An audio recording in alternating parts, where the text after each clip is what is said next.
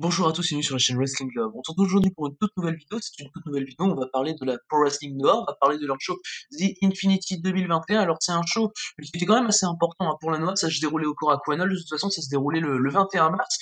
Dans ce show, il y avait notamment deux défenses de titre. Il y avait les défenses de titre national par Keno contre Kazuyuki Fujita et de Junior Heavyweight par équipe avec Ayata Yoshinari Ogawa contre Daisuke Harada et Junta Miyawaki. Enfin voilà, ça c'est pour les matchs importants de ce show. Qui fait, comme vous l'avez compris, donc c'est important pour la Noah, surtout qu'il est, en plus, comme je l'ai dit, un peu plus tôt Korakuen Hall, donc voilà. En général, les shows les plus importants sont au Korakuen Hall, ou en tout cas, tous les shows au Korakuen Hall sont importants, voilà, pour faire une vérité assez générale. Mais du coup, on va commencer, dans le vif du sujet, cette review de ce show Noah The Infinity 2021, avec l'opener qui était Ao Nio et Tadasuke contre Atsushi Kotoke, Kai Fujimura et Yasutaka Yano. Donc Fujimura et Yasutaka Yano qui sont des rookies, ça a duré 12 minutes 30 et on a eu une victoire des juniors de Congo, Aoni au Tadasuke, l'équipe B un peu de Congo, voilà l'équipe junior. C'était un match qui était très cool pour faire un opener, voilà personnellement j'ai mis 2,75, ça décolle vraiment jamais, ça dure 12 minutes 30, ce qui est pour moi peut-être un peu long pour ce que c'est, mais vraiment ça a été bien exécuté avec de la bonne offense de la part des juniors de Congo. Le selling des jeunes Fujimura et Yano était assez cool également, qui ont évidemment du futur à la Noah, Kai Fujimura et Yasutaka Yano. Euh, voilà, pour moi c'est un bon choix de donner la victoire à Nio pour ce match, surtout que Nio va bientôt affronter Atsushi Kotoge pour le championnat junior heavyweight de Chenoa. Donc voilà, pour moi c'est le bon mec à faire gagner. Je pense pas qu'il va prendre le titre à Kotoge, mais ça lui donne du momentum. Et pour moi c'est un bon choix. C'est un opener qui, même s'il est un peu trop long pour ce qu'il est, vraiment très cool pour de rentrer dans le show. Et pour moi c'est donc un bon 2,75, une victoire logique des juniors de Congo. On va maintenant passer au deuxième match du show. Le deuxième match du show, c'était un singles match. Donc c'était Yuya Suzumu contre Hajime Ohara. J'étais assez content de voir ce match parce que c'est deux catcheurs que j'adore, surtout Yuya Suzumu comme vous le savez. Yuya Suzumu, il sort encore une très bonne performance, un excellent junior Yuya Suzumu, une excellente performance de sa part avec des bons échanges entre les deux, des bonnes petites soumissions, vraiment c'était assez fluide. Un bon match pour l'undercard, moi personnellement j'ai mis 3,25, ça tire un peu vers le 3, mais la fin est assez bien amenée, donc je passe à 3,25 sans hésiter, et voilà, c'est vraiment très cool, et pour moi ça aurait même pu peut-être être un peu plus haut dans la carte. Un singles match, bon, en plus un singles match, voilà, même le fait que ce soit Aura contre Suzumu, ça aide à ce que je veuille que ce soit plus haut dans la carte, mais le fait que ce soit un singles match, voilà, ils auraient pu le mettre 2-3 matchs au-dessus, pourquoi pas, ça aurait pu être encore plus long et encore plus cool, mais enfin voilà, ça restait vraiment très cool, c'est du 10 minutes 30, d'ailleurs pour le coup c'est un peu moins long que l'opener, ce que j'ai pas spécialement compris, étant donné que pour moi il y a plus de choses à faire sur le Suzumu contre Ohara que sur l'opener. Mais voilà, dans ce que ça veut faire, c'est bien, et la victoire du Yuya Suzumu est assez logique, le Stinger qui continue donc à prendre du momentum. On va maintenant passer du coup au troisième match du show, le troisième match du show qui était un match par équipe avec Ikuto Hidaka et Nozawa Rongai qui affrontaient Full Throttle, Saiki Yoshioka, ancien champion junior heavyweight, donc qui a perdu le titre assez récemment contre Atsushi Kotoge, du côté du show Great Voyage in Fukuoka, et d'ailleurs ancien également champion cruiserweight de Wrestle One, Saiki Yoshioka. Et ce match, il a duré 2 minutes 25, oui 2 minutes 25, c'était très court, et j'ai été assez déçu d'ailleurs, c'est pour ça que ce match, moi personnellement, j'ai mis la note de 2,5, et encore, je pense même que j'étais assez gentil avec mon 2,5, mais voilà, c'était assez court, malheureusement, c'est une victoire de Nozawa Rongai et de Ikuto Hidaka, avec Nozawa Rongai qui surprend Saiki Yoshioka en lui faisant un flash pinfall très rapidement dans le match, donc enfin voilà, au bout de 2 minutes 30, parce qu'en fait, t'as Yohei qui dominait Nozawa Rongai, du coup il allait faire un Tope Kanilo sur Hidaka à l'extérieur du ring pour que Yoshioka en profite. Yoshioka a tenté un kick sur Rongai, et finalement Rongai a réussi à le contrer, à lui faire un petit paquet pour remporter le match. Donc personnellement, le booking, je suis pas spécialement d'accord, je vois pas où ils veulent en venir personnellement. C'est pour installer de la tension entre Yohei et Yoshioka qui a donc pas réussi à conclure le match que Yohei avait fait toute seule avant. Là pour le coup je vois pas l'intérêt de faire ça. Mais enfin voilà, le match reste bien dans ce qu'il est. Bon, le finish intervient bien trop rapidement, comme vous vous en doutez. Mais le match reste bien dans ce qu'il est. Quelques petites bonnes séquences avec Yohei qui met des bons coups de genoux, voilà, qui est assez rapide dans son catch, qui est vraiment très cool à regarder, Yohei. Et voilà, le match c'est un gros RAS, et vraiment assez surpris du booking de ce match, victoire d'Hidaka et de Rongai donc. D'ailleurs Hidaka et Rongai, je sais pas où ils vont aller. Niveau booking, je sais pas ce qui est possible à installer en tout cas en ce moment. Mais du coup voilà, on va pouvoir passer maintenant au quatrième match du show. Le quatrième match du show, un autre match par équipe, c'était les Funky Express, Mohamed Yone et Shuai Taniguchi qui affrontaient Akitoshi Saito et Masao Inoue. Alors ce match, je sais pas si c'était celui-là, mais je sais qu'il y a un moment il devait y avoir un match où l'équipe perdante devait prendre maintenant les vêtements de l'équipe gagnante. Et enfin voilà, je sais qu'il y avait un match comme ça, je sais pas c'était quelle date encore une fois, mais si c'était celui-là, en tout cas, c'était assez drôle, vraiment. Mais enfin voilà, ça a duré 12 minutes, hein, victoire des Funky Express, logique, de Mohamed Yone, de Chouai Taniguchi. Vraiment, moi, le match, je le trouve cool. Voilà, pour moi, c'est un 3 étoiles, voilà, pas spécialement plus, mais c'était assez drôle, vraiment. Yone et Taniguchi, moi, ils me font rire. Je pense que c'est le meilleur plan de carrière pour Chouai Taniguchi à prendre le gimmick de Mohamed Yone, hein, pour le coup. Parce que Taniguchi, c'est quelqu'un qui commence à se faire vieux et tu le ressens dans le ring. Donc le fait qu'ils lui ont donné le gimmick de Mohamed Yone avec les trucs de disco et tout, pour moi, c'est un bon choix, ça le rend assez divertissant, Taniguchi, et puis de toute façon, il va plus rien faire de spécialement intéressant. S'il reste comme ça dans un catcheur pure in ring, il va plus rien faire de spécialement intéressant selon moi. Donc lui donner ce gimmick avec Mohamed Yone, enfin voilà, c'est très cool, et moi, ça me fait rire personnellement.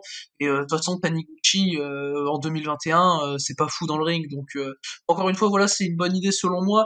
Le Saito et Inoue sont pas mauvais dans le match, mais vraiment, moi, j'ai surtout été diverti par Yone et Taniguchi, hein. Et Taniguchi qui me fait délirer quand il met les vêtements de Yone, moi sur le coup ça, j'étais pas habitué, mais moi ça me fait vraiment rire. Et enfin voilà, c'est une équipe très cool en tout cas, Yone et Taniguchi qui remportent logiquement le match en 12 minutes. Voilà, un bon match undercard, un bon 3 étoiles. Selon moi, on va pouvoir maintenant passer au cinquième match du show, du coup après cette victoire de Yone et de Taniguchi contre Saito et Inoue. Le cinquième match du show, c'était un match par équipe, un autre match par équipe avec Naomichi Marufuji et Yuko Miyamoto qui affrontaient le Sugiura Gun, Kendo Kashin et Takashi Sugiura. Ça a duré 11 minutes 30, victoire de Kashin et de Sugiura. Personnellement, j'ai bien aimé le match. Kendo Kashin a été évidemment le catcheur le moins bon dans ce match, ça me paraît logique. Les chops de Yuko Miyamoto étaient très cool, bon kick de Marufuji, bon coup d'avant-bras de la part de Sugiura qui était très impactant dans ce qu'il faisait. Pour moi, c'est probablement le MVP du match, hein, Takeshi Sugiura, à égalité avec Yuko Miyamoto qui était également très très cool.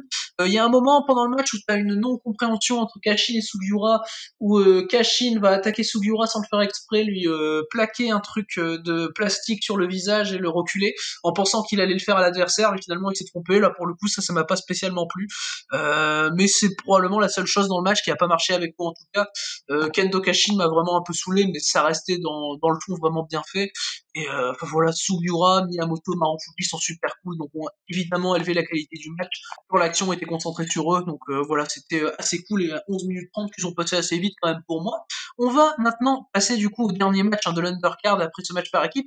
On va passer maintenant à un six-man tag team match, hein, qui était donc le dernier match juste avant les deux matchs de championnat. Ce six-man tag team match c'était Kongo, Katsuhiko Nakajima, Manabu Soya et Masaki Tamiya, qui n'est autre que le prochain challenger de Keiji Muto au championnat GHC Heavyweight.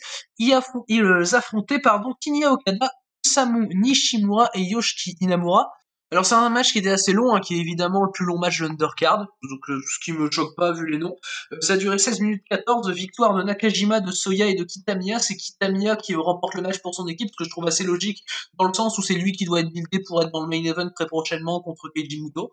Donc voilà, moi ça me choque pas sur ce plan-là, le booking est bon, personnellement c'est même mon match préféré du show, hein. Je lui ai mis 3,5, vraiment un bon rythme, du bon slugfest, une décision assez logique qui a été prise à la fin. Kitamiya et Soya ont été très bons. Manabu Soya, c'est quelqu'un qui a pas souvent l'occasion de briller, mais quand il brille, il est très très cool dans ce qu'il fait. Inamura leur a donné une très bonne opposition. J'ai trouvé Inamura était un très bon babyface, un bon face work, et quelques retours qui étaient vraiment très intéressants de sa part. Yoshiki Inamura, c'était surtout lui qui était montré, hein, dans son équipe. On n'a pas trop vu de Kinya Okada, pas trop vu d'Osamu Nishimura. C'est surtout du Inamura qui est présent, et vraiment il a fait un super taf. Pour moi, c'est limite le MVP du match, hein, avec Soya et Kitamiya.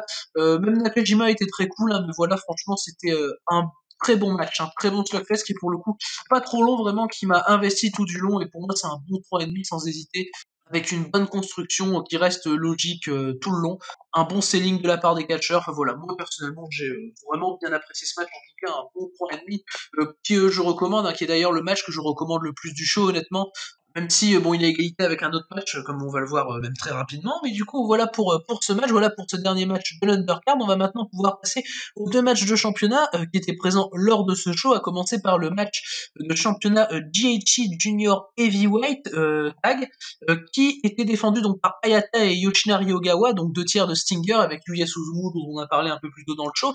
Et Ayata et Ogawa défendaient ces titres contre Daisuke Harada et Junta Miyawaki.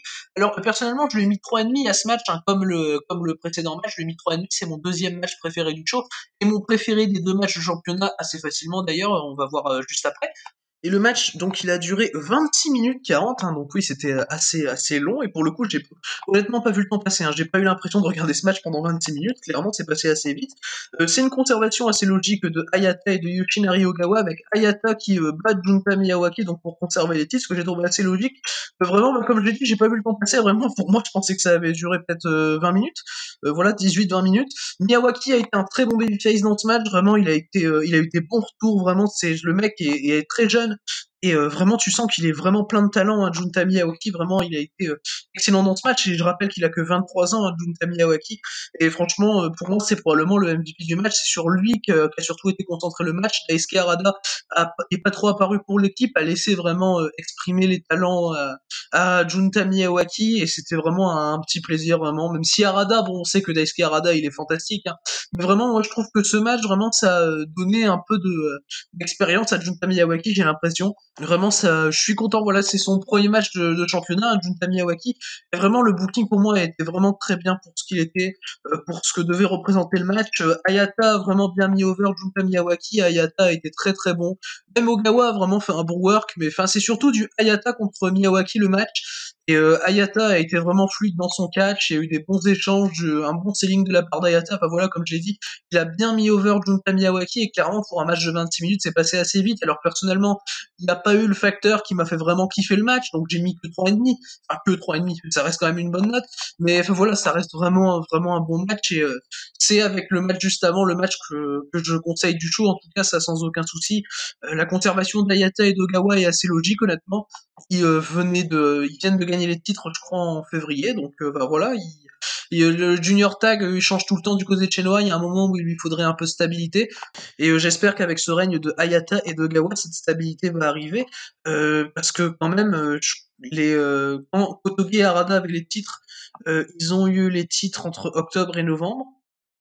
Enfin non, du coup, Hayata et Ogawa ont les titres depuis novembre, vu qu'il n'y a pas eu de champion entre les deux. J'ai dit une connerie, ils sont champions depuis novembre, Hayata et Ogawa, et ça fait quand même assez plaisir de voir des champions de Junior Tag quand même pendant assez longtemps, parce que, ben voilà, c'est un titre qui change beaucoup, en tout cas, chez Noah, et du coup, voilà, après ce match de championnat de GHC Junior Heavyweight Tag, on va maintenant passer au main event de ce show, main event qui était donc pour le GHC National Championship avec Keno, qui défendait son titre contre Kazuyuki Fujita. Keno qui avait, je le rappelle, gagné le titre des mains de Katsuhiko Nakajima en août dernier, donc un règne assez long.